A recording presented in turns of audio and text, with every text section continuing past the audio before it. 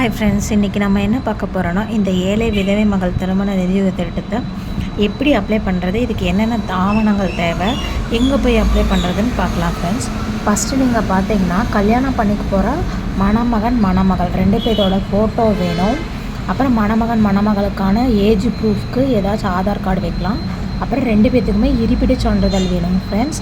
அப்புறம் அந்த பொண்ணு படிச்சிருந்தாங்கன்னா, டிகிரி முடிச்சிருந்தாங்கன்னா டிகிரி சர்டிஃபிகேட்டு, 10th முடிச்சிருந்தாங்கன்னா 10th சர்டிஃபிகேட்டை வந்து நம்ம அப்லோட் பண்ணுற மாதிரி இருக்கும் ஃப்ரெண்ட்ஸ். அப்புறம் வந்து பார்த்திங்கன்னா ஐடென்டிட்டி, அந்த பொண்ணோட ஐடென்டிட்டிக்கு வந்து ration card, voter ID, driving licence, passport, இந்த மாதிரி ஏதாச்சும் ஒரு ப்ரூஃபு, மேரேஜ் இன்விடேஷன் கண்டிப்பாக வேணும் ஃப்ரெண்ட்ஸ். அப்புறம் இன்கம் சர்டிஃபிகேட் 72,000 தான் கண்டிப்பாக இருக்கணும்.